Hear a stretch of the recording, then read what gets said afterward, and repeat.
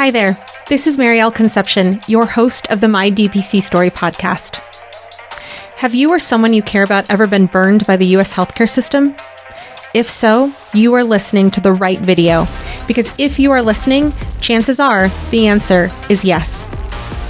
But the U.S. spends so much on healthcare. Why are so many Americans affected personally and especially financially by the healthcare system? Shouldn't that mean we have better healthcare access and treatment options?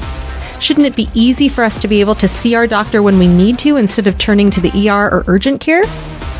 Historically, it's been seemingly impossible to answer these questions. But now that is changing through the direct primary care movement.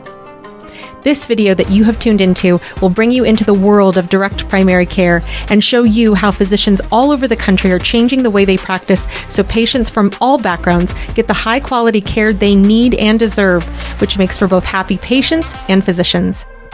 Learn even more by subscribing to the My DPC Story YouTube channel. Find us on all major podcast platforms. Find us on socials at My DPC Story and at mydpcstory.com. There you can find resources including how to find a DPC doctor near you, conferences about DPC, DPC startup guides and advice, a store with DPC swag, and even a mapper showing where podcast guests are practicing. Thanks for tuning in to hear about this powerful movement. Now, on to the episode.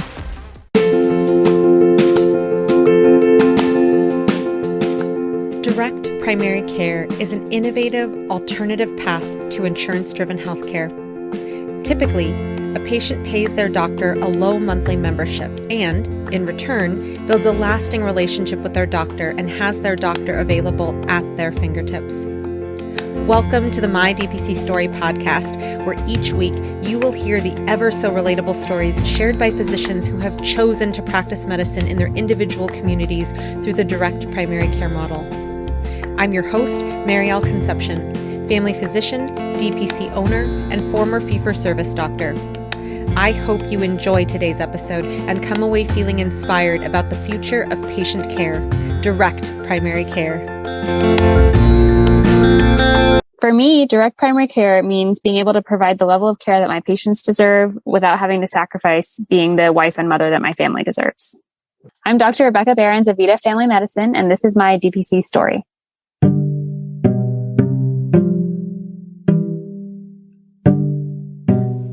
Dr. Rebecca Behrens is a board-certified family medicine physician with expertise in women's health and breastfeeding medicine. Her holistic approach serves patients from newborns to the elderly, focusing on both the physical and mental well-being of each family member, perfect for patients looking for a lifetime of care and support. Dr. Behrens grew up in the Houston area and received her undergraduate degree in biochemistry and cell biology from Rice University. She continued her studies at Baylor College of Medicine, where she earned her MD, and then she completed her residency training at Providence Hospital, affiliated with Georgetown University in Washington, D.C. She graduated residency as the program's first obstetrics scholar with additional training in women's health and obstetrics. She then went on to serve as Associate Clinical Director at Carl Moore Health Center in Philadelphia, Pennsylvania, before returning home to Houston. She was an Associate Professor in the Family and Community Medicine Department at Baylor College of Medicine, where she taught medical students and residents while continuing to practice full-spectrum family medicine before she decided to open up her own practice. Dr. Behrens provides primary care and chronic disease management for the whole family, but she specializes in fourth trimester care. She is an international board-certified lactation consultant and can provide unique and comprehensive care to new families, including in-home newborn care, postpartum care, and lactation support. She is currently serving as the president of the Direct Care Physicians of Greater Houston, and she opened Vita Family Medicine in January of 2020. So I want to start with your training because you are both a board-certified family medicine doctor as well as an IBCLC. How did that all happen? So I was always interested in, women's health, obstetric, maternity care, maternal child health. So breastfeeding was always something I was interested in, but it was sort of always on the medical side. So when you're seeing a patient for the prenatal period or in the hospital after delivery, or in the newborn visits and you talk about breastfeeding, But it was, I guess, I realize now, very superficial because after I had my son, I realized how little I knew, and how much more there was to what I could do in helping patients. So that was sort of what triggered me to, kind of advance my training and learn more so I'd be able to provide that to patients. And just for the listeners to know, our kids literally are the same ages. So yeah, your daughter was born, 2 days before my son? Yeah, I think something like that. Was super close. It's just crazy. So when you say that, I feel that to my bones, because, I remember when I would talk to people prior to having our first son about breastfeeding and baby sleep. And then you have a kid and you're like, I don't know what the heck I was saying. Yeah. Whatever the book says is like not relevant to real life, I feel like. And it's like, once it happens to you, you realize how unhelpful your advice was. 100%. I absolutely agree with that. I just, I think back to how embarrassed I felt that first time when, I had counseled somebody after having a kid, and it's very, the life education that comes from having kids is just incredible. Now, how did you work those IBCLC hours into your schedule so that you could attain the IBCLC certification? So the IBCLC hours, when you're a healthcare professional, all of your existing hours that you've spent talking to patients about breastfeeding and counseling and all that, they all count because you already have a lot of the science knowledge and the background knowledge. And so you're already providing counseling. So all those hours count. And then you just have to do an additional 90 educational hours in, learning on a deeper level, I guess, about lactation and counseling new parents. So I already had hours that counted from residency and from my first job after residency. And then it was when I was at my second job, which I started, I guess, 6 weeks before my son was born, and then came back after having had my son. And so while I was out after having my son, I was already sort of interested in this and educating myself more. And so that first year of his life, as I was working at that job, I was, working with postpartum mothers, prenatal, newborn visits, and I was applying all of the 90 hours of education I was getting towards those visits. So all my hours that I already had counted, and then I kind of just spent more of a focus on it, I think, during the rest of my work as I was approaching the certification. That's wonderful because, I think that it also enriches our experience as mothers. Just the act of teaching other people about breastfeeding and what you know and about postpartum experience, it makes you reflect on your own experience as well, I feel. Absolutely, yeah. When you were transitioning back to Houston and you became an assistant professor at Baylor, what did that position look like for you? Yeah, so when I first came back, the idea behind my job was going to be that I would be working mostly clinically, and I was working in a county health system clinic, which is Baylor staffs a lot of these county health system clinics and the hospital. So I was really just going to be doing outpatient family medicine. And then whenever we had a medical student rotating, I would, sometimes have a medical student working with me and be teaching them on that side. But actually, while I was out on maternity leave, the one of the core faculty positions at the family medicine residency opened up. So when I returned from maternity leave, I actually went into that core faculty position. And so with that, I was doing not just the outpatient care on my own schedule, but I was also doing resident precepting and rounding in the hospital with residents on the OB service, doing deliveries, doing postpartum rounds, newborn rounds, and doing a lot more teaching, because I wasn't just teaching med students. I was then also teaching the residents. Stay with us. We'll be right back. My DPC Story just hit 100,000 downloads on Apple Podcasts alone, and we could not have done it without our amazing listeners. So to thank you and to celebrate this milestone, we're giving away an incredible DPC Summit prize package for the DPC Summit happening in Minneapolis this summer. The prize includes My DPC Story swag, and on top of that, the prize also includes a ticket to the DPC Summit. check out my interview with Dr. Jeff Davenport, where you'll hear more details about the summit. To be eligible for this giveaway, all you have to do is first rate and review My DPC Story on your podcast listening platform. Pro tip, if you rate My DPC Story with a 5-star review, it helps the visibility of the podcast and it helps others to find all these DPC stories. Number 2, take a screenshot of your review and email it to support@mydpcstory.com. You'll find that email in the show notes as well. And third, make sure you're following My DPC Story on all your social media platforms: Instagram, Facebook, TikTok, YouTube, LinkedIn, and Twitter. All the social links are at the bottom of mydpcstory.com and also in our show notes. For bonus points, share both this episode and the My DPC Story posts about the DPC Summit with your community. The winner will be announced in a future episode, so make sure you tune in to find out if you'll be heading to the summit. If you've already purchased your ticket and you're the winner, My DPC Story will send you a check for the price of your ticket. Thank you for listening to My DPC Story, and best of luck. And that's a very different ball of wax right there.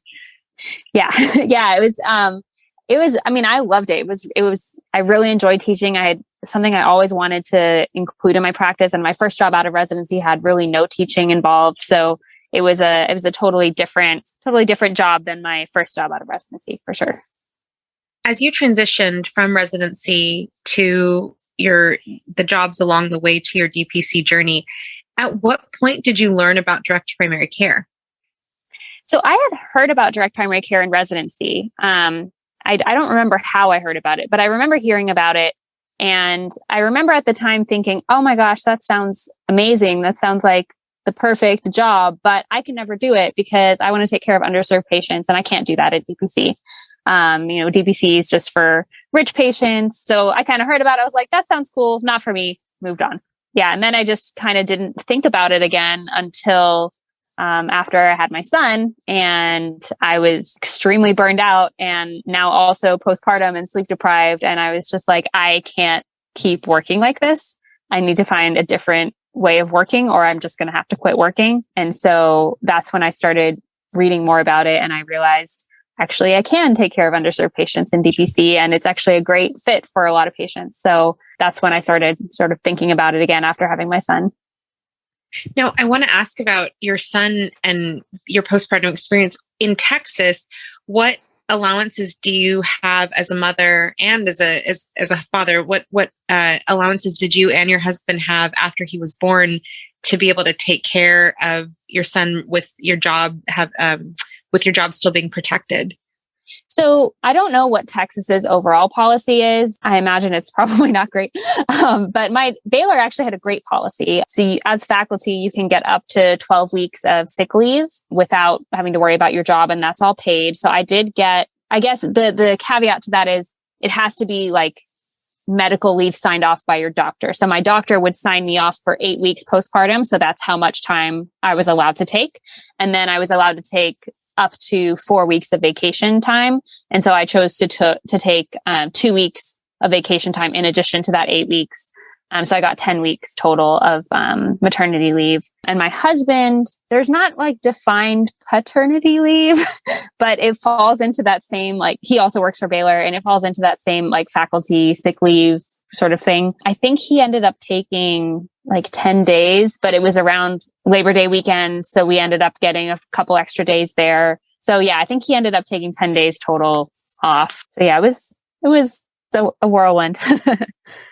Definitely is. And again, going back to the fact that our kids, and we have 2 of them, each are the same ages pretty much. And it's, just hearing you say that 10 days, even 12 days with a holiday weekend for your husband and 10 weeks for yourself. It's just 10 weeks out of a whole year. It really makes you take a step back and think how that's no time at all. I mean, literally, especially with the second child, 10 days is like you blink your eyes and they're 3 months old, right? So with that in mind, did you start having that seed of DPC? Maybe I should do DPC start to grow because you had your son and you wanted to spend more time with him? I think it was more like I I was excited actually to go back to work after having my son. He was a horrible sleeper, horrible, didn't sleep through the night till he was probably like 15 months old. And he was a really bad sleeper early on. And so, I was I was just so anxious my entire maternity leave. Like, how am I possibly going to keep working on no sleep? Like, I just didn't know what I was going to do. And so I was excited to go back to work because I like working and I don't do well sitting at home. I feel the need to be doing something all the time. And like when you're home with a baby, you can't really get much done. I honestly don't know how people who stay home with their children do it, because I'm like very task completion oriented, and there's no task completion happening right when you have a kid with you. So anyway, I was excited to get back to work because I wanted to like feel like I got something done that day. But I was also just like, I don't know how I'm going to function at work on this little sleep. And so it was I think he was maybe like about 5 months old when I finally was just like, I had been back at work for a couple months at that point and nothing was getting better. And I was just like, there's gotta be an end in sight here. I can't do this forever. And like, I wanted to have more children. And I was like, okay, so this one is still at, 5 or 6 months, not sleeping.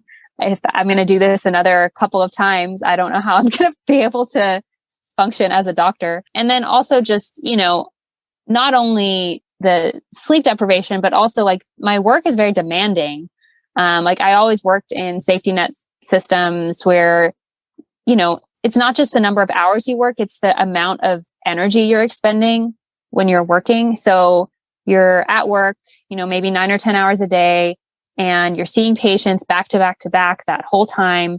You don't really take any breaks because even during your like quote unquote lunch break, you're calling patients back, you're, finishing charting, you're cleaning out your inbox. Like there's not actually any downtime. And then you have to go home and there's no downtime at home either. And so you get home and you're already sort of physically and emotionally exhausted. And I just felt like I didn't really even have the energy to enjoy having time with my child. And I was like, even once this baby stage is over, if this is how my job is always going to be, I don't think I'm going to be a very good parent. So I didn't like how I felt when I came home from work every day. And I didn't know how I was going to be able to tolerate that going forward. So that's when I started sort of thinking about alternative career options. And as you shared, you had heard about DPC and you did realize at some point that you could still take care of underserved people in the DPC model. Had you given thought to any other models in addition to DPC as you were in that space of, there's got to be another way? So my first job out of residency was an FQHC, and I absolutely loved it. Loved my patients, loved the people I worked with, but it was, like I said, very demanding. We were booked every 10 minutes. And I kind of got to the sense of like, okay, this is how FQHCs are because, they get paid the same per visit. So they have to keep the patients moving in and out so that they can, keep afloat.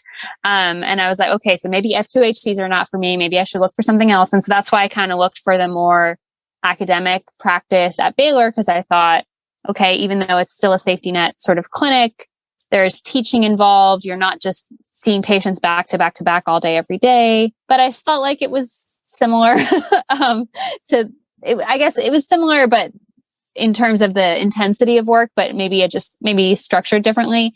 So then I was like, okay, so I've tried academics, I've tried FQHC, I could be employed at a hospital system, but that's not really going to be something that is focused on underserved care. And I really don't like the sound of that. Private practice wise, I hadn't ever really seen a private practice that was solely focused on safety net patients. They were always somehow publicly funded. And the idea of dealing with all that red tape and bureaucracy of trying to figure out how to do that just seemed impossible for me to deal with. So I didn't really know where else to go, but I was like, I don't want to just keep trying the same thing over and over. Like I know how it's going to be.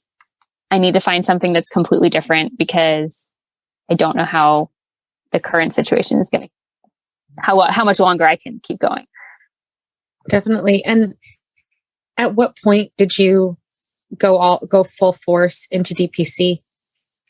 I spent, I would say, almost a year doing research. So I think I probably was reading and doing research for maybe about 4 or 5 months. Whenever I was up all night feeding my baby, I was like scrolling my phone, reading stuff or, that kind of thing. So I was just doing some reading and like feeling stuff out. I listened to some of the existing DPC podcasts, and that's actually when I heard the other DPC podcast that Landon Russell does. There was an episode. Yeah, there was an episode with Ryan Newhoffel, and he talked about underserved care in DPC. And that was the episode that made me think, oh, like this is actually a viable option for me that I would probably enjoy and could really help contribute to underserved care. And so after that, I talked to my husband about it, and I asked him, I was like, do you think this is something I could do? And the first time I asked him, he was like, what? No. He was like, that sounds crazy. And then I was really upset. And then so I took a few days, and then I asked him again, and I brought him some more information because he had actually never heard of it before. So it was kind of unfair of me to just spring it on him because he had no idea what I was talking about. And so then after I, presented him with some more information and we talked about it some more, he thought that it sounded like a great idea and a good fit for me. So then I started more seriously doing research and like planning. And so that probably took me another about 4 or 5 months or so. Gotcha.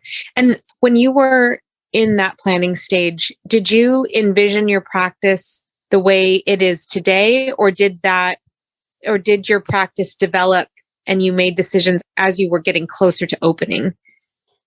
So I would say it's sort of similar to how it is today. I always wanted to make sure that I had a focus on affordable primary care. Like I didn't want to give up affordable primary care. That was my backbone. But I was also really interested in providing more postpartum care and lactation support.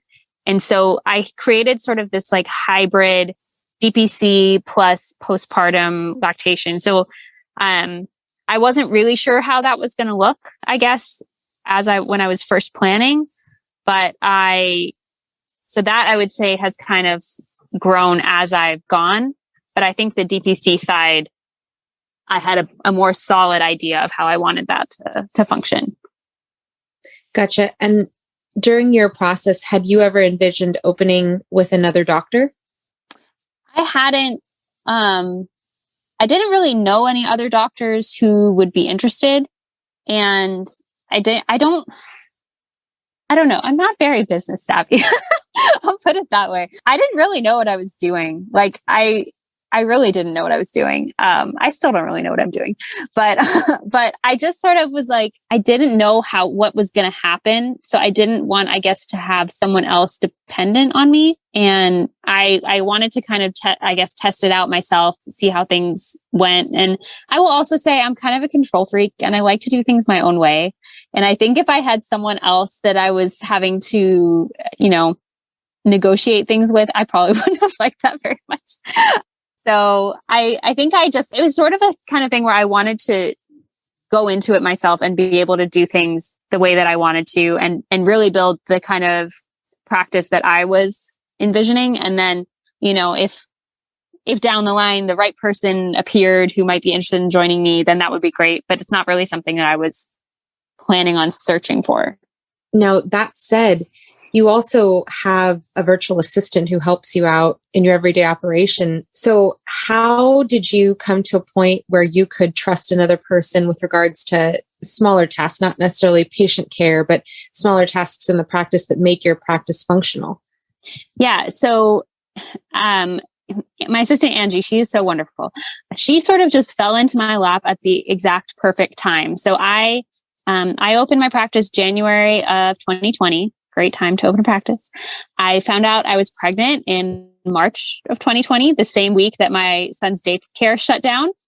So that was exciting. And so at that point, I knew, okay, I'm going to need to have someone help me at some point, because when I have this baby, I'm not going to be able to do everything myself. And I think at that point, if I first found out I was pregnant, I didn't really know. I didn't have much of a practice at that point. I really had just opened. But throughout the year, it was sort of in the back of my mind, like, I'm going to have to make a plan to do this at some point. And then I would say maybe about late summer, one of the other DPC docs had posted on one of our Facebook groups about her virtual assistant, Angie. and how great she had been at helping her in her practice, how much she had helped her with organization and streamlining processes. And so to me, that just sounded like a perfect fit. Like, this is someone who's already familiar with DPC. She's already worked with another DPC doctor. She already understands the software I'm using. I'm not going to have to do much in the way of training. So I reached out to Angie and I asked her about, at first I said, would you be willing to just help me during my maternity leave? Like, I wasn't really planning on having her long-term, but I knew I needed help during maternity leave. And she was like, yeah, that's great. And then, if you want to continue after that, we can.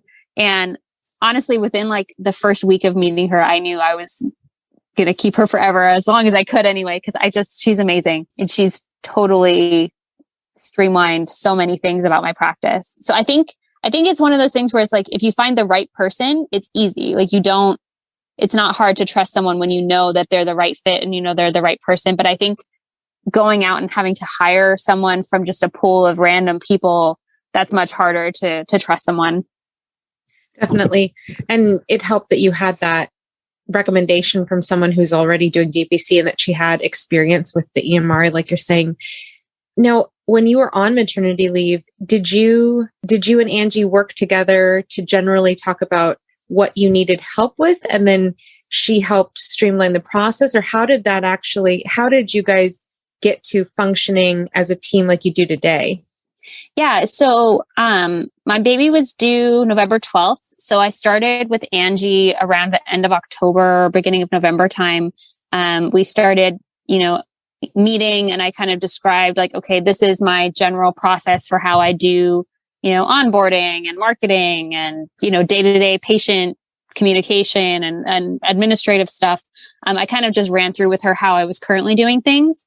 And then she gave me a lot of suggestions based on her experience using the different software that I use and how things have worked in other practices, of how those things could be streamlined. And then we just kind of came up with a plan of how we would handle things while I was out. So I had a sort of like a marketing strategy that I was using, and I wanted to keep going while I was out. And she kind of just picked up the parts that she could and took over meet and greets and took over helping patient with onboarding and that kind of thing. We created a wait list of patients who would be ready to be scheduled as soon as I came back from leave. And so she, it was a team effort really, of me telling her what I needed and her amazing organized brain just coming in and saying, okay, this is how I think we should do this. And yeah, so she really had a lot of strong background and strong just organizational skills behind her that really helped come together with what I was hoping for. And it worked out perfectly.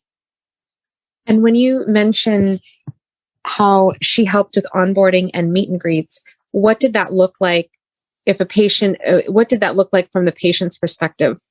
So at the end of October, when I was just about, ready to wind down, I wasn't accepting any more new patients. I changed all the spots on my website. When someone clicked that they wanted to join or wanted to schedule a meet and greet, it would go to a pop-up that would say, we currently have a wait list. We're accepting patients for the wait list. Please enter your information and we will contact you. And so people would fill out the contact form, and then Angie would reach out and give them information about the practice in general, let them know that I was on maternity leave and when I was coming back, and asked if they wanted to schedule a meet and greet to decide if they wanted to pre-enroll. And then if they wanted to schedule a meet and greet, she would schedule that with them and she would talk to them about the practice. And she was incredible. And she had like 20 people signed up by the time I came back from maternity leave. Her conversion rate on meet and greets is significantly better than mine. So she was amazing. That's fantastic.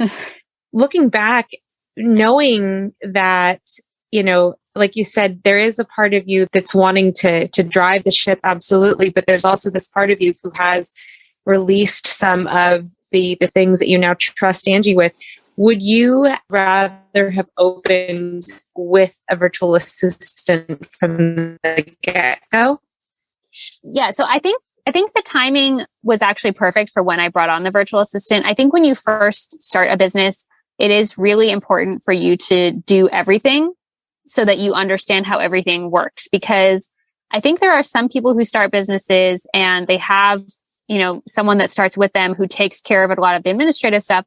But then if that person leaves, like what happens? You don't understand how your own business works. And so I do think it's really important that I started by myself to really understand how everything works, how I wanted everything to function, and how sort of how works best for me to handle the practice. And then once I grew a little bit and had, more patient care things to do, it doesn't make as much sense for me to spend time doing that administrative stuff once we're sort of in a groove. So, and I definitely have grown in my control freakness through the course of the business, because what I've learned is I am not good at a lot of things and I'm not good at them. And it's cheaper for me to pay for someone else to do it while I do more valuable things that I am good at than for me to try to do it myself, do a really bad job and waste a ton of time and money on it. There's people who have expertise in a lot of areas that I don't, and I should not try to recreate the wheel there. Like, it makes a lot more sense for me to delegate that stuff to people who are much better at it than me. So yeah, I mean, I wouldn't do anything differently. I think it was important that I learned that lesson. But now that I've learned that lesson, I am like actively looking for other things that I can delegate, because there's plenty of things I am bad at that other people excel at. So it's interesting though, because I think about a fee-for-service clinic, a doctor has somebody schedule, has somebody, do the vital signs, has somebody do the lab draw. And then a DPC doctor, especially if you're a micro practice, does it all. And then that idea that, because I think that's very smart, the idea to open and know everything that's going on in the business, but then migrating to the space of now I can be more comfortable with giving duties to other people that I don't necessarily need my medical degree. It's very interesting, because it's almost like this, you have to leave to be able to appreciate what you had when you go back to that space of, I'm going to honor the education and the knowledge and the training that I have as a physician, So absolutely. One of the things that I found very interesting was because I like to do this prior to interviewing, is I Googled your name and you came up on the Google search as female primary care doctor, even before Vita Family Medicine was listed. And so I want to ask about these magic SEO skills that had to have happened for that to appear on Google. So please tell. So it was not my SEO skills, I assure you. I have none of those. Again, one of the other things that I quickly learned I needed to delegate was marketing. So when I first opened, I had this absurd belief that I could just like post some ads myself on Facebook and Google and it would be great and it would totally work. I don't know where I got that from. I think, I'll be honest, like in some of the DPC Facebook groups, I think a lot of the people who have been in practice a long time they forget what it was like at the beginning, maybe, or they had other skills that they didn't realize other people don't have. I don't know what it is, but people will say things like, oh yeah, Facebook is so great. You can get so many patients, just post stuff on Facebook. No, that's not how it works. So I realized, several months in that I needed someone to help me because no one was finding me and I didn't know how to market. So again, I hired someone. I hired actually Josh Bubb. He's the husband of Rebecca Bubb at Pure Family Medicine in Colorado. And I hired him to help me with Google Ads. And I could not afford to also hire him to help me with SEO and other things that I needed. But he was very kind to give me some tips about just like little things I could tweak on my website that would help with SEO. And I didn't even realize this was a thing, but my site is made on Wix, and there's, for each page on your website, you can go in and you can type in these SEO titles. And I think that was one of the things he told me I should type, because I think he said that that's sometimes what people are searching, is they're looking for a female primary care doctor. And I was like, oh, that makes sense. So yeah, so he was the one that taught me about that. I love it. And it's, Google's going to have their algorithm. We got to work the algorithm to our favor. So congrats on that, because it worked. Wonderful. I'm so glad to hear that. I hope everyone's jumping on their computers and Googling your name right now because it's amazing. It's right there. Now, what about your name and logo? How did your name and logo come to be? I perseverated about the name for a long time, like longer than was probably necessary. I really wanted to communicate that I see patients of all ages. So I wanted to communicate across the lifespan sort of thing.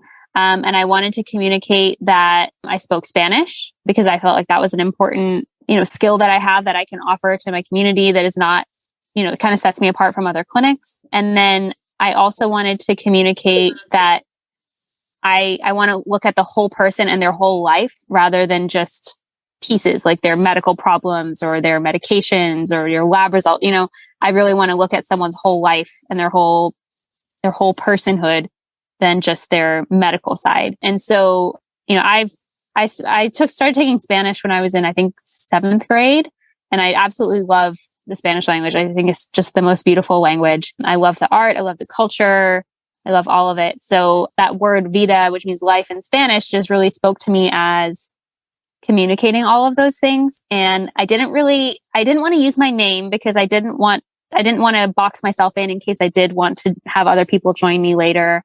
I didn't want to tie myself too strongly to any particular location. So I needed to have a word that was not any of those things. And that was the word that kind of spoke to me as communicating everything I wanted it to. And then in terms of the logo, once I had a name, I reached out to actually Kissy Blackwell's cousin, because I loved Kissy's website. I had kind of trolled a lot of different DPC websites to kind of see who made them so I could get a sense of who would be a good fit for me. And I loved her website. And then I found out it was actually her cousin who designed it. And so she's in Houston, she's local.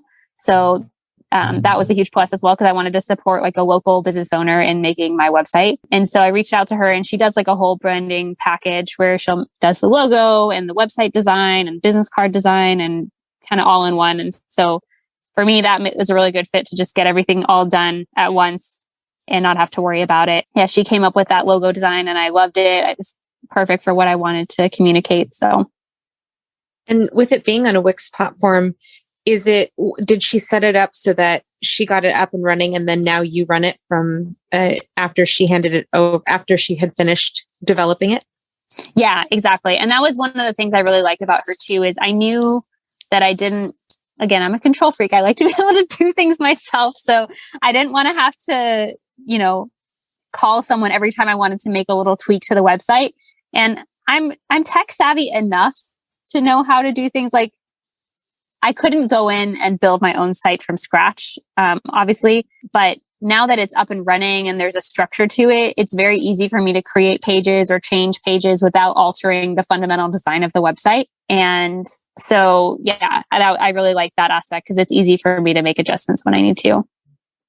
I totally hear you. And especially Wix, I find that because that's what the mydpcstory.com page is also built off of, it's much more feasible, I feel, to do something like that than to develop all of the code on the back end of a WordPress site.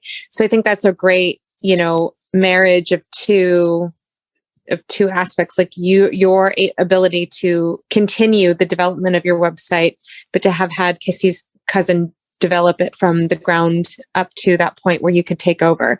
So I think that's really, really smart. And, as like you said, you don't have to reach out to somebody every time you need a change, because when we're typing things at 2 a.m., sometimes there's spelling errors, and it's really annoying, the idea to think that you have to for me at least, to think that you have to call someone to fix, the way that if you misspelled a word even. So yeah, absolutely. Now, what is your patient panel currently like?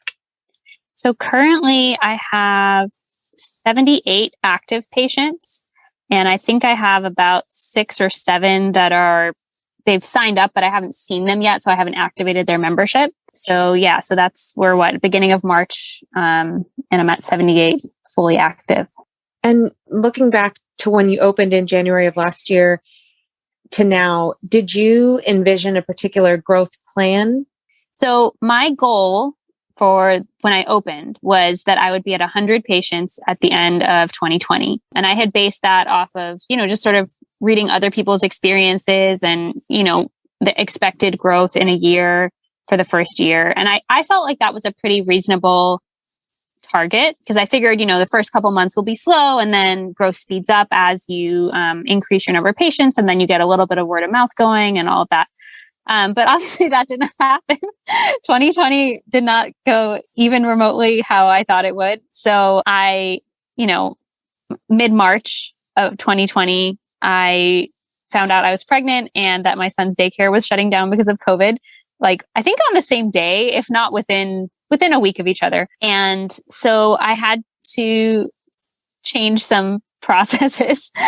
So basically March through pretty much the end of May, I stayed home with my son all day and had limited time to do any work on the practice. I think I had maybe 8 or 10 patients at that point. So it wasn't like I had a lot of patient care responsibilities day to day, but I wasn't really able to focus much time on growing because I couldn't have seen new patients in the office if I wanted to, and I just didn't have time either. So, my son was taking one decent sized nap per day, usually about an hour and a half to 2 hours. So that was my time in the day to get work done. And then sometimes like in the morning, I usually would take him out on a walk around the neighborhood. And maybe while we were walking, I would be on a call with someone, trying to do some networking in the local community. But that was pretty much the only time in the day that I had to work on anything. So it wasn't really until June when I finally was able to, my mom, she works for a school district. She was out of work. And so she was able to watch my son more consistently. And so then I was able to actually start getting back into working again and kicking the practice off. So then I kind of reframed my goals and I decided that my goal was to be at 50 patients by the time I had my baby. And I was lucky enough to get to 55 by the time I went out on maternity leave. So that was great. I when you mentioned the 1 to 2 hour naps, I miss those times so much because those were absolutely the most productive times. Like, second baby hasn't popped out yet and the other one's asleep. So literally it's like you time and you can figure out what you need to do and get that stuff done. So it definitely highlights the reality of being a parent, especially in 2020.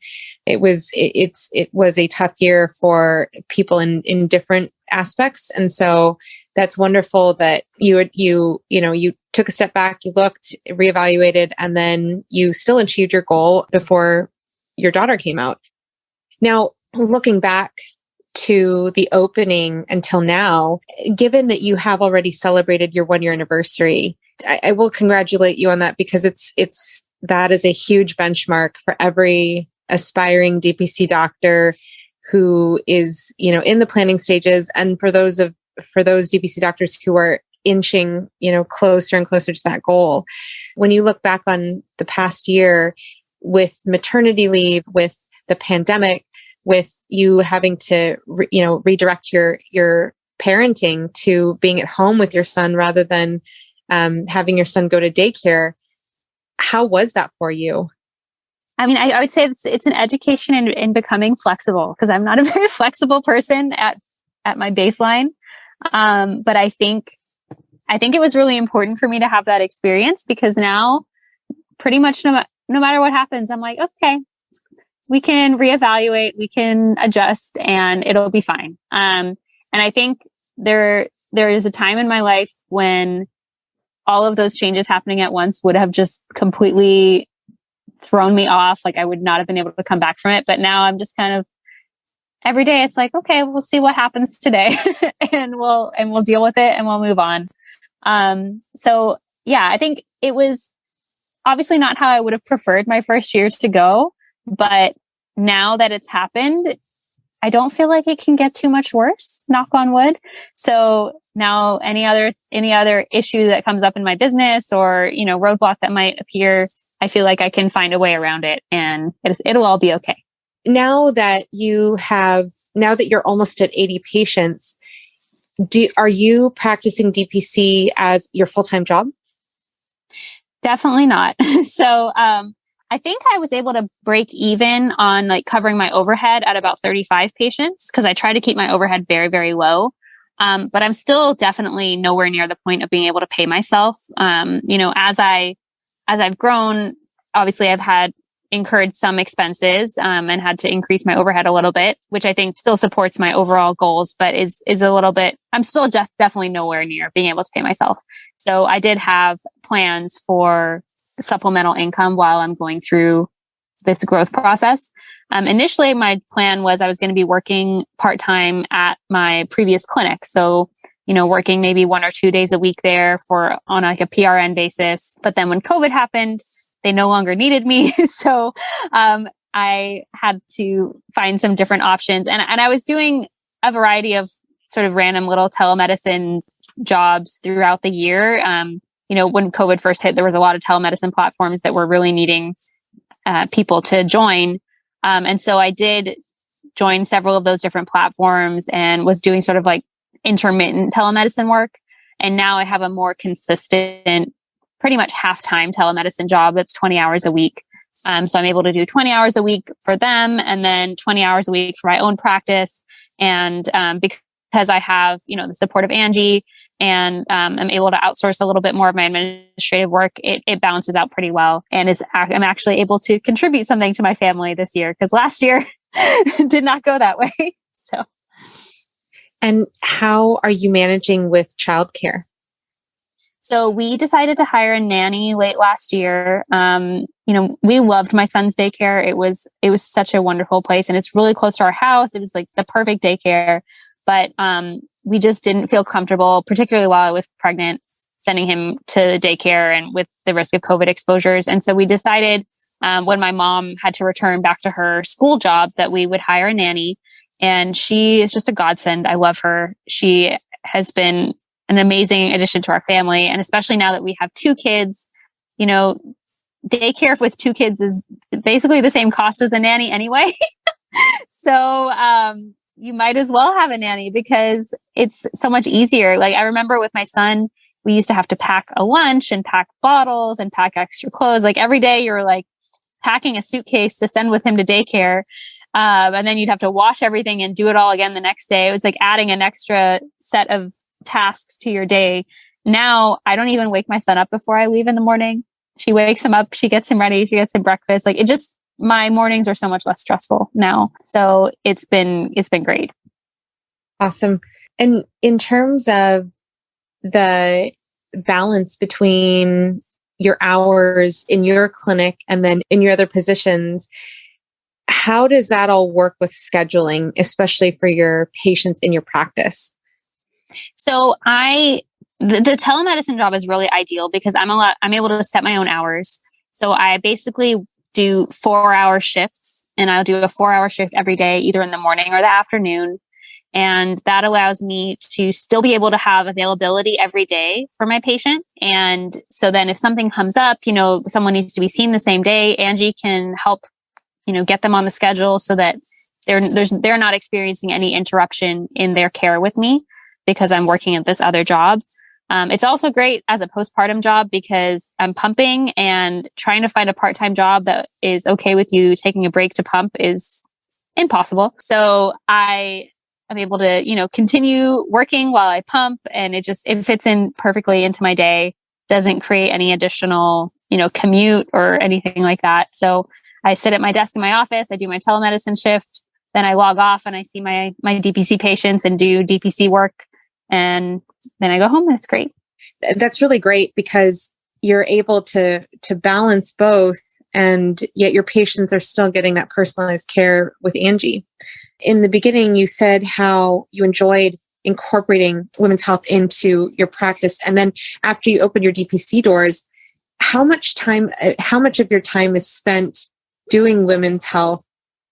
So I think my plan was to more heavily advertise the 4th trimester and the lactation care with the idea that would then, patients would maybe see me for that and then convert into DPC patients going forward.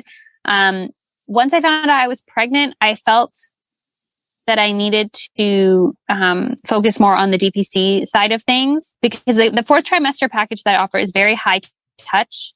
There's a lot of in-home care. There's a lot, it's a lot of discussion because there's a lot going on in that period. And I didn't want to have people coming on board when I was going to be out on maternity leave and not able to provide that same high touch experience.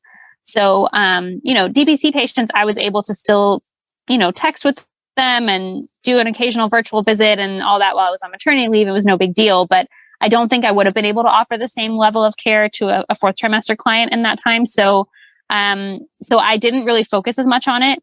Now that I'm back and my fourth trimester is over, I think I'll probably focus a little bit more on it this year. But I think just the fact that I offer it and I have that expertise, I tend to attract more female patients in general. So even though I'm maybe not doing as much postpartum care and lactation support, I'm doing a lot of primary care for female patients because they're seeking out maybe a female primary care doctor or a primary care doctor who has an interest in women's health.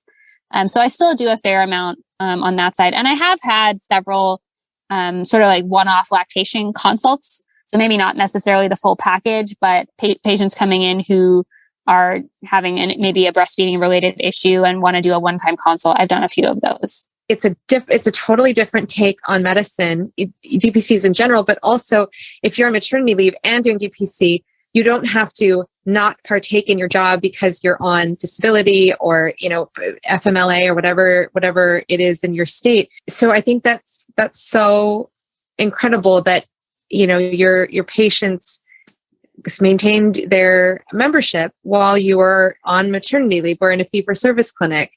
You can't talk with your patients if you decide to take a true funded maternity leave. Yeah. I mean, that was huge for me because with my first maternity leave, I actually was still checking my inbox every day because, like I said, I'm that kind of person who's a control freak and I wanted to know what was going on. So I was logging into my inbox every day and just checking things and then sending messages to nursing to call patients. But I really wasn't doing a good job of balancing those things because it wasn't set up for me to be able to do that. Whereas this time around, it was very seamless. I actually, when I was in the hospital, I had to be induced this time. And at the early part of my hospitalization before anything was really going, I actually was I took a couple phone calls from patients and the OB walked in during one of them and she's like, "Are you really working right now? You're obviously not uncomfortable enough to be in labor. We need to be moving along." And, but yeah, it was very seamless because I was able to control what time of day was best for me to work, and patients weren't really getting passed off or missing out on anything. I was just able to move things around to fit what worked for me and my family. And my patients were so respectful as well. There were so many of them that they texted me and they said, "Oh, I'm so sorry to bother you. I know you're home with your baby, and I'm like, no, this is my job. If you need to get a hold of me, that's the point." And it really was never a major interruption. I took care of what needed to be taken care of. And obviously we had time to plan. I told people, this is when I'm due. So if you need stuff, let's do it now before I'm due. So most of the routine stuff was taken care of. And it was just a couple acute things that came up or people that needed quick follow-ups. And we were able to do that. And it really wasn't a big deal. And while you were out on maternity leave, did you have any instances where people needed to be seen in person, and what happened with those patients? So I actually think I only had one patient that ended up needing to be seen, and she was still able to be seen virtually, but it was while I was in the hospital. So I had a wonderful group of local DPC doctors in the Houston area who I didn't even have to ask. They just volunteered to help me during my maternity leave before I even asked. So I had several doctors who Angie had all their information, was able to get a hold of them if I had a patient that needed something and I wasn't able to help them.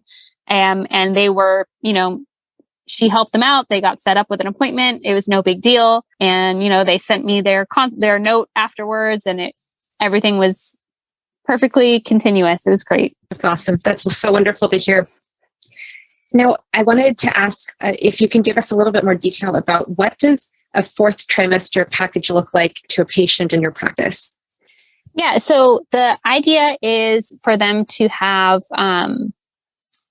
more hands-on care during the fourth trimester. So the first 3 months after they deliver, because, the traditional system, you maybe get a 6-week postpartum visit and that's it. And the baby has, their visits with the pediatrician, but that none of that care is very integrated unless you're seeing a family physician for your OB care and your pediatric care, which is increasingly rare these days. Your care is not really integrated with the babies. So the goal would be for all of your care to be integrated and done in your home. So you're not having to, carry a car seat up the stairs to the doctor's office 2 weeks after having a C-section.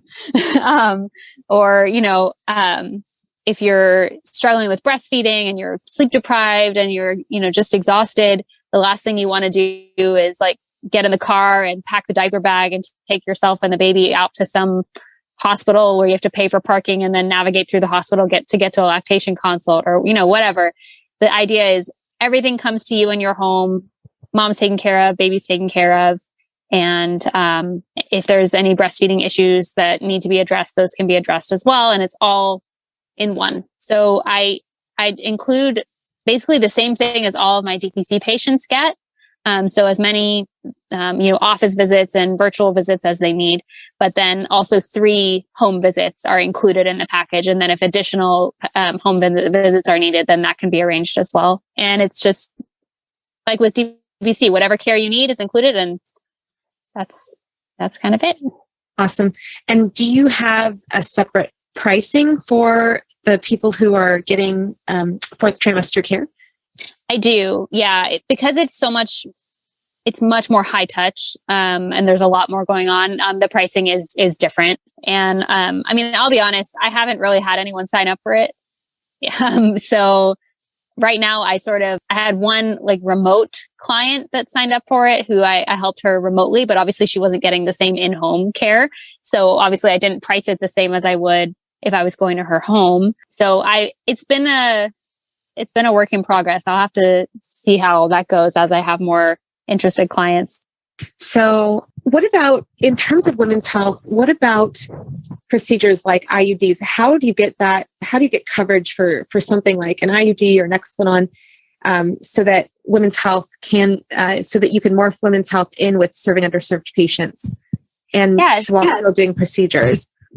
So the patients I've had so far who've been interested in IUDs, one of them did have insurance and we were able to order the IUD through her insurance and it was not an issue.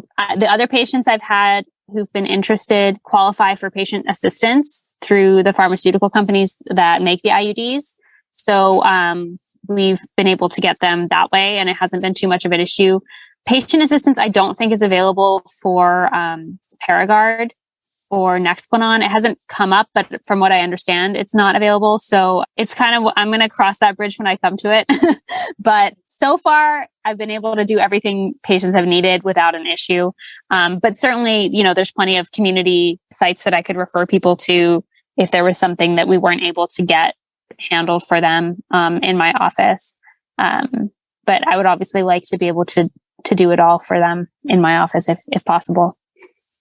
What about, I'd like to ask this of all of the Texas doctors, but how are you handling dispensing of medications in your practice to your patients?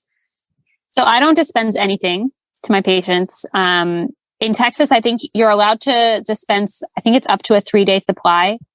And to me, it's just not worth the hassle. It's really easy, especially in my area. There's plenty of pharmacies. The grocery store pharmacies offer really great pricing on medications. There's also a locally owned pharmacy really close to my office that I've gotten to know the pharmacist there. And they offer great pricing for my patients for generic medications. So it's just not worth it to me. And honestly, even if Texas all of a sudden decided to allow dispensing, I'm not sure it would be worth it for me because pricing that they're getting at the local pharmacy is not bad. And I would have to, manage all this inventory. It would be a whole other set of admin tasks for me that wouldn't really be that much of a value add for my patients. So I just hasn't really been something I've been interested in. So Sunil Vasishta and Dr. Rao talked about their experience a little bit, but being the president, could you explain what the Direct Care Physicians of Greater Houston group is, and what are you doing? What are you actively doing as a group for direct primary care? Yeah. So the group kind of grew out of, it was not planned, but when I first opened, I reached out to all the Houston DPC docs through the Facebook group. And I was like, hey, does anyone want to get lunch with me? We should all get lunch together and talk. And so a bunch of us met up at a restaurant near my office for lunch. This was in January, pre-COVID. And we all had such a great time getting to know each other. And there was just so much that we could share with each other in terms of sharing resources, referral physicians that we trust, and even supplies. If one of us buys a huge box of something and we don't need all of it, we can split it amongst a few of us. So that's kind of how it started, was just as a way of us meeting and socializing and supporting each other. But I had this idea of, combined, all of our efforts could be really powerful for marketing. Each of us individually doesn't have a huge marketing budget, doesn't have a huge, marketing team that we can rely on. But if we all combined our efforts, we could really expand knowledge of DPC in the Houston area. And, a rising tide lifts all ships. If we're all helping each other, it's going to help all of us. So it kind of grew out of that desire for us to have a collective effort of educating patients in the Houston area about the model, and then giving them a way of finding a practice that would work well for them. So, initially there wasn't really a plan to formalize anything. We were just we should just help each other out and make this, but I decided that I thought it'd be a good idea to have a website where, kind of like a mapper, the other DPC mappers that exist, but just for Houston, where a patient could go in and find, a practice near them, research the practices in the area, find a doctor who would be a good fit for them. I was like, oh, well, we should make a website. And so then that led me down this rabbit hole of okay, well, who owns the website? And then you kind of have to have an entity who's in charge of it. And I didn't feel it was right for one clinic to own the website, because then if there was some issue in the future, that would be a big contentious problem. I didn't want to deal with that. So we decided that we would form a nonprofit, and the nonprofit would own the website. And so then we all collectively would own that space on the web, and we could use social media to promote that website, and we could all sort of collectively be a part of that effort.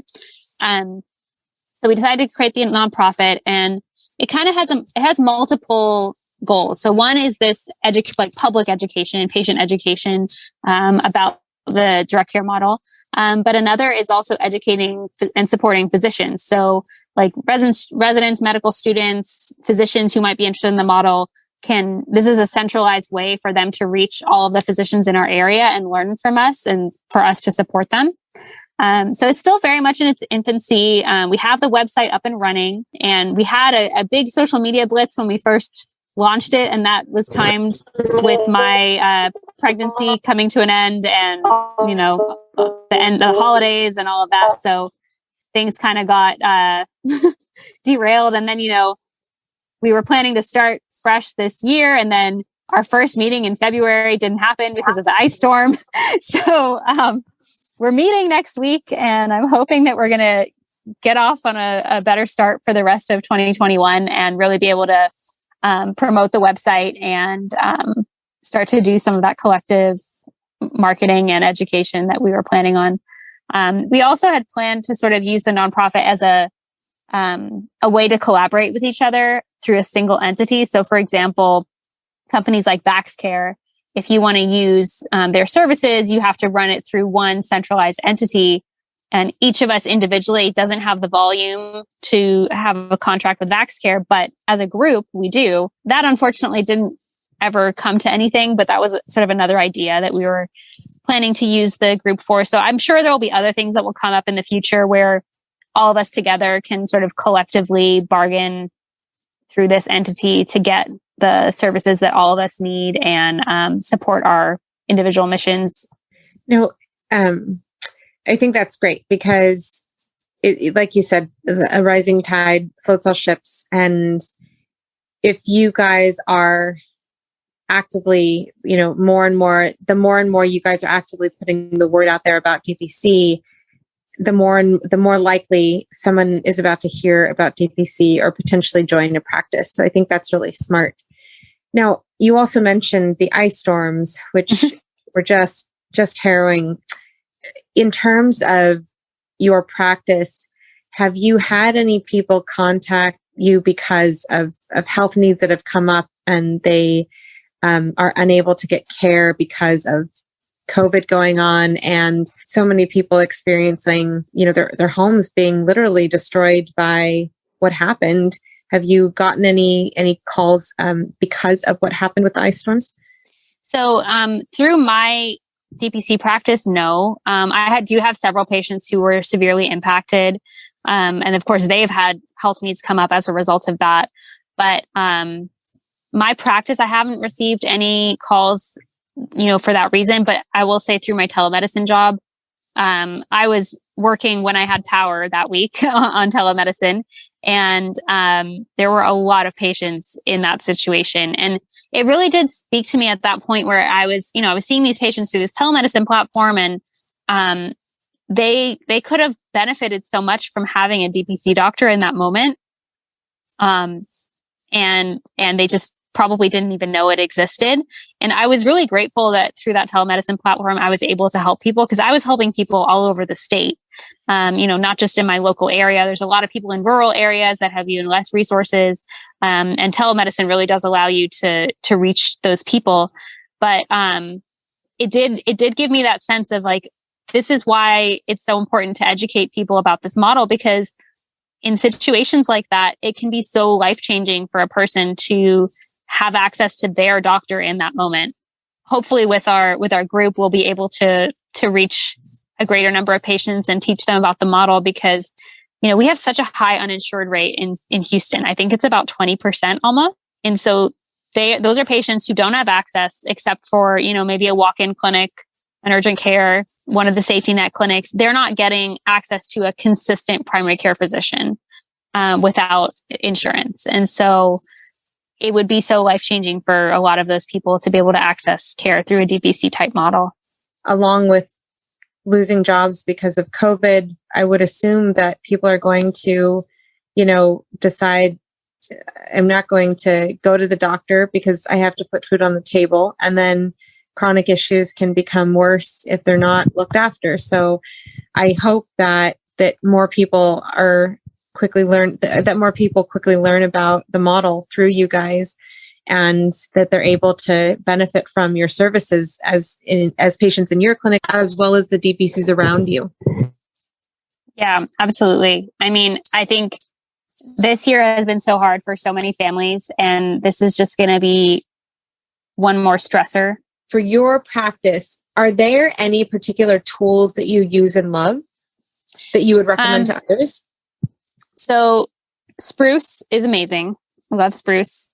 Could not run without Spruce. And Angie has taught me all these things about Spruce that I never knew because I loved it before, but now with all the stuff she's taught me, I love it even more. So it's just great. Like I can't actually imagine doing DPC without Spruce. And then this year for my online scheduling, I switched from the built-in Elation scheduling to Intake Queue.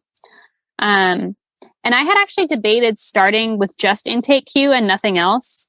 But I didn't because I felt like I needed like a real EMR at the beginning. And Intake Queue, while it's great, it does not have all of the functions of real EMR. But so I didn't start using it until this year because I had several patients who had issues with Elation Passport, like couldn't figure it out. I had multiple issues with like password reset problems and just multiple issues with it. So decided to go with Intake Q for the online scheduling. And then also it has a lot of intake forms. And it's really great. I love it. It's easy to use the scheduling. They don't have to have a password to remember. So there's no password reset issues. And it syncs really well with Google Calendar. It's wonderful. And their intake form system is so robust. Like you can do literally anything with it. You could even actually probably bill a subscription through it. I don't. I use Hint just because I was already using it, but it's actually really great for my lactation visits. Like I can bill through it for those without having to put those patients in Hint. Because it's just you can do it through Hint. It's just a little bit less intuitive. Whereas through Intake Q, like they can just go in, click that they want to schedule a visit. It'll automatically send them the intake forms. It'll automatically get their credit card on file. And then when I see them, I can just charge their credit card and it's no problem. So I've really been loving Intake Q this year. And I do wish I had started with it because I think it's perfect for when you're just starting out and you don't really need all of the features yet. And are you using, when you mentioned integration with Gmail, are you using G Suite? Yes, I use G Suite for my email, my Drive, like all of that stuff.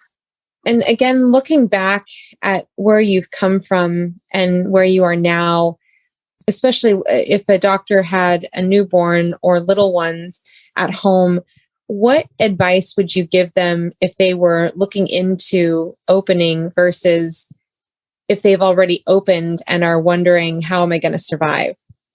So I think, not to sugarcoat how DPC is. Cause like, I think there is this sense of like, oh, everything's great all the time and it'll be totally wonderful. You know, you'll open and you'll get patients and your life will be great. It's a grind. Like getting to the first 50 patients is a grind. There were so many times that I was just like, why am I doing this? Why am I doing this? But then, during the pandemic, if I had been working a regular job, I actually don't know how we would have managed because we would have had to just keep sending my kid to daycare. And I would have been, exposing myself while pregnant at a regular job, then exposing myself through my son from daycare. Like, I really do love having the control, but you have to recognize that comes with a lot of sacrifices. So, like I said, I did not pay myself a cent last year. In fact, I think, God, I don't even know how much money I put into the business. Don't even want to think about that. Negative money from my practice last year. Not to mention then we had to hire a nanny instead of daycare. So last year financially did not go well for us. If I didn't have my husband, who's also a doctor with some income, I don't know what we would have done. And we still have my student loan payments. We still have mortgage payments. We have a lot of payments every month. So it's important to be financially prepared for anything and have a plan and, reduce your personal overhead as much as possible when you're coming into a practice. But I think there isn't another job you could have that would have this level of control while you're a parent of young children. Like any other job especially in medicine is not family friendly. And you can't just, take off days when your kid is sick, and you can't just, make changes to your schedule at the last minute if something comes up. But with DPC, you really can. And I think for me, that was kind of what kept me going is, once my kids are in school, I'm going to be able to take the day off to go to their play that they put in the middle of the day for none of working parents to be able to attend. There's just things about my life that will be so much better for me and my kids once things are stable. And I think, when they're babies, they don't remember. So right now, even though I'm working a lot of hours and, it's maybe not perfect all the time, they are not going to remember. But when they're older and I have a little bit more stable situation, that's when it really will count. And that's kind of what keeps me going. I just love that though. You're thinking as a mom in the future, and you're doing what you can now to make that future actually happen. Yeah. And what is also wonderful about DPC is, I think I mentioned this, when I went on maternity leave, my patients were they were so happy for me. I got emails like, how's the baby? oh, she's so cute because I sent them all a picture. Like really sweet, nice comments like that. Not like, you would get from your job, like, when are you coming back? You mean you're taking another pump break? Like, blah, blah, blah. Just very different responses to how you would get at a regular job. My patients are never going to say anything negative or mean to me. Like we're all like, I feel my patients are like my family, and I treat them that way, and they treat me that way as well. It's not like a job where you're just a body to produce RVUs to, meet some bottom line somewhere. It's not like that. It's very different. So I really appreciate that about my job and my patients. And do you ever think that your husband would come join you? I don't think so. He has a very unique job, that is perfect for him, and is kind of like he got pretty much his dream job out of residency. He does clinical work and he does research, and so I can't see him leaving his job ever, honestly. So I think he's very happy with it. And, I don't think that DPC would meet all of his job needs. Having that outlook, and that, as we all do, but I think sometimes it gets forgotten that DPC is not for everybody, right? So for some people, it's the perfect fit. And for others, it is something that is not really the best fit for them. So having that perspective, are there any resources that you would recommend for people that come from that perspective of think about DPC and make the decision if it's right for you or not? Yeah. I mean, I think you have to have a certain level of risk tolerance. You have to have a certain level of, I'm not going to say commitment, but I mean, I recognize that if a patient calls me on the weekend, I'm not annoyed about it. Like, that's my job, is for me to be available to them on the weekend. Whereas some people, I think, have a more of a shift work mentality about their job, and they want to be able to be completely off. And so you're never completely off. And I think you have to be cognizant of that, and that has to be okay with you. So I think that's the mindset behind it is the first thing. I think it's important to try to shadow and meet some other doctors.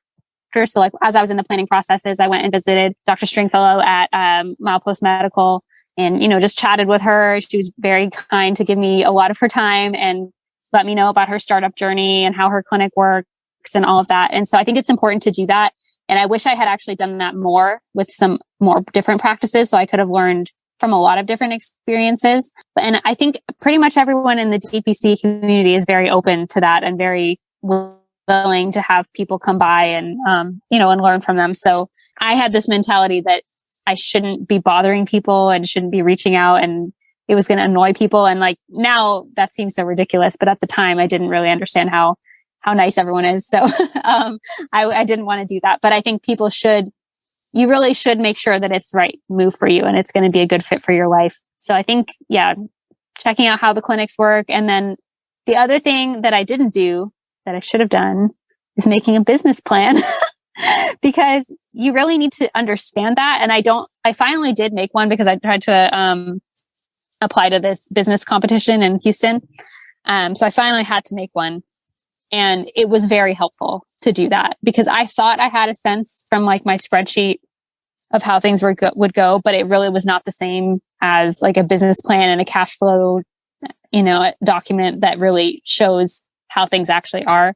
I think it is important to do that. And I didn't want to do it. I didn't like the sound of it. It sounded very overwhelming to make a business plan and do a cash flow document. But like, if you can't do that, how are you going to run your business?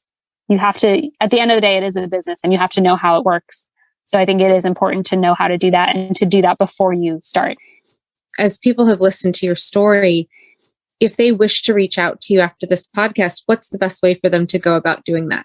Best way would be through email. So my emails are Behrens@vitafamilydpc.com, and I have my email on my phone. So I get emails all the time. I've been trying to be better about just checking them during the week, but I'm always on my email. So I'm always there. And then I'm also on social media at Instagram and Facebook. So I'm at Vita Family Medicine on both Instagram and Facebook. And I'm trying to learn how to be better on social media. So awesome. Thank you so much, Dr. Behrens, for joining us today. Yeah, thanks so much for having me.